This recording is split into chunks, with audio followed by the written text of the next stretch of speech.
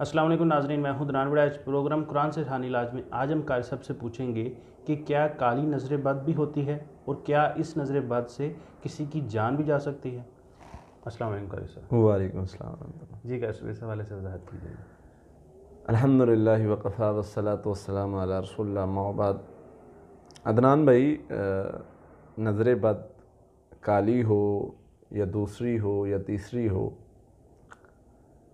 हदीस ने हमें नज़र बद के लफ्ज़ इस्तेमाल किए। जैसे हमारे माशरे में कुरान ने जादू का लफ्ज़ इस्तेमाल किया है, इन्होंने आगे काला बना लिया है, उसके बाद पीला बना लिया है, उसके बाद सफली बना लिया है, उसके बाद पता नहीं क्या और क्या और क्या क्या बना लिया। बहरहाल ये एक इंसान की हर शोबे में अपने किसी भी चीज़ के लिए बनाए गए अल्फाज उसका एक अपना होता है कि उसको समझने के लिए वो अपनी ज़ुबान में कुछ अल्फाज के नाम रख लेता है, तो ये एक अलग चीज़ है। बहरहाल नज़र बद असल में जो बुरी नज़र होती है, बेहतरीन सदका जारिया हासिल करने के लिए इस वीडियो को लाइक करें, शेयर करें, कमेंट करें और हमारे चैनल को सब्सक्राइब करें, पेज को लाइक करें।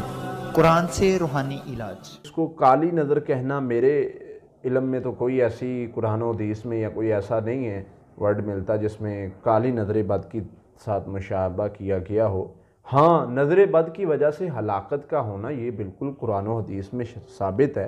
आप देखें याकूब अलैहिस्सलाम को वो अपने बेटों से कह रहे हैं कि बेटो एक दरवाजे से ना गुज़रना, मुख्तलिफ दरवाज़ों से गुज़रना, मैं तुम्हें अल्लाह के हुक्म से नहीं बचा सकता। वो अल्लाह का हुक्म क्या है कि अगर नज़र बद आ गई, नज़र बद लग गई, यानी नज़र का लगना जो है वो बड़ा, नबी सल्लल्लाहु अलैहि वसल्लम मेरी उम्मत में सबसे ज़्यादा हलाकतें नज़र बद की वजह से होंगी। ये कोई छोटी बात नहीं है।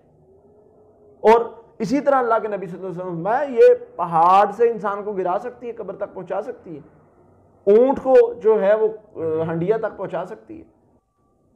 तो इसको नॉर्मल हम लेते हैं। मैंने जो देखा, मैंने जो ऑब्जर्व किया कि नज़र बद जो है वो मिनटों में असर करती है। लोग जादू से डरते हैं, मैं नज़र बद से डरता हूं। यकीन करें, लोग जादू से डरते हैं, मैं नज़र बद से डरता हूं। कैसे? उसकी रीज़न ये है कि मैं देखता हूं कि नज़र बद जो है वो इंसान को हलाक कर देने वाली है।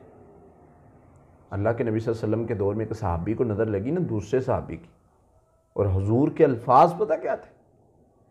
उसको बुला के जिसकी नज़र लगी थी, फरमाया क्या तू अपने भाई को कत्ल करना चाहते थे? ये अल्फाज थे हुजूर के। इट्स मीन कि कुछ है, ये कोई ऐसी ताकत है जो एक तरह से इंसान पर लगने से इंसान के अंदर वो तब्दीली, वो मसाइल, वो परेशानी आ सकती है, मिनटों में आ सकती है। इसके शर से कैसे बचना है, ये भी एक।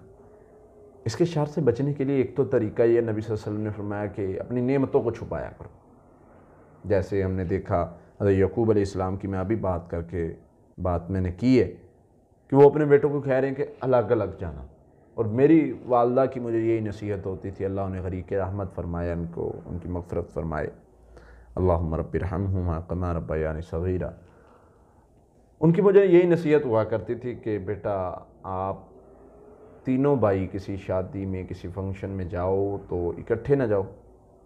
किसी प्रोग्राम में जा रहे हैं, कहीं बयान है, तो वो नहीं जाने देते थे इकट्ठे। दूसरा उनका ये होता था कि अगर फैमिली फंक्शन भी होते हैं, जाना है तो फिर इकट्ठे बैठना नहीं है, इकट्ठे एंट्री ना हो आपकी।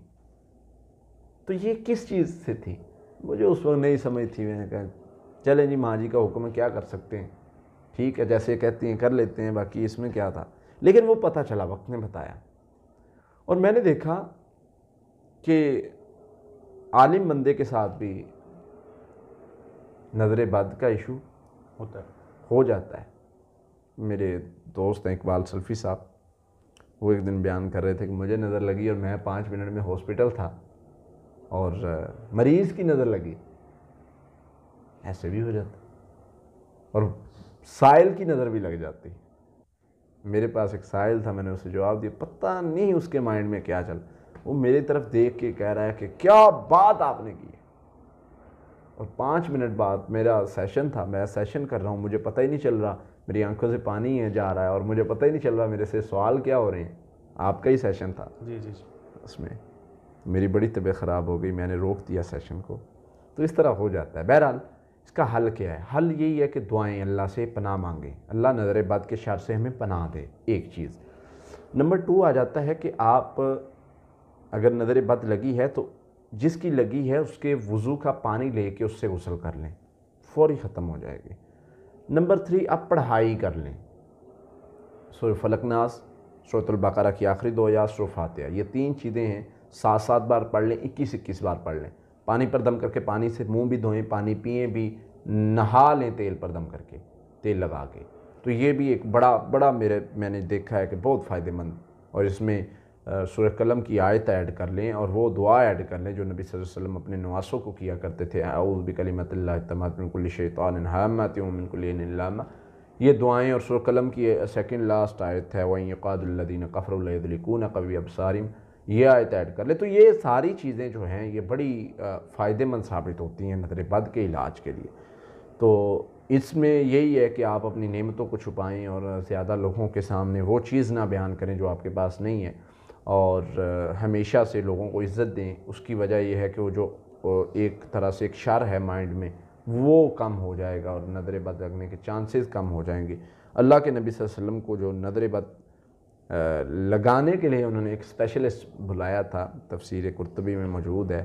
انہی آیات کی تفسیر میں جو میں نے سورہ قلم کی آیات بیان کی ہیں، وَإِن يُقَادُ الَّذِينَ كَفَرُوا لَيُزْلِقُونَ بِأَبْصَارِهِمْ، تو اس میں یہ چیز ذکر ہے کہ جو اللہ کے نبی صلی اللہ علیہ وسلم کے لیے انہوں نے ایک بندہ بلایا تھا جس کے بارے میں مشہور تھا کہ اس کی نظر کالی ہے اور یہ جس کو لگاتا ہے یہ نظر بد اس کی بڑی لگتی ہے، نظر لگتی ہے. اللہ عالم کیا کنسیپٹ تھا.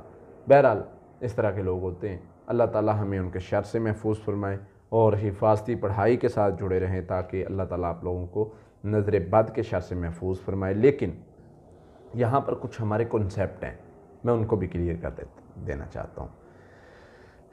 کنسیپٹ یہ ہے کہ گاڑی کے آگے جوتا لٹکا دو تو نظر نہیں لگے گی. ٹھیک ہے؟ تو میں نے کہا بھائی گاڑی کے آگے تو جوتا لٹکایا ہے، اپنے گلے میں بھی 1-2 پہن لو تاکہ آپ کو بھی نظر نہ لگے. تو یہ مشرکین کے عقیدے، وہ جو بدشگونیاں ہمارے اندر بٹھائی ہوئی ہیں، بڑی غلط بات ہے.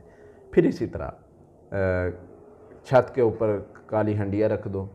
پھر اسی طرح مختلف ہیں، کالی مرچ، سرخ مرچوں کا جلانا اور پتہ نہیں کیا کیا کیا کیا.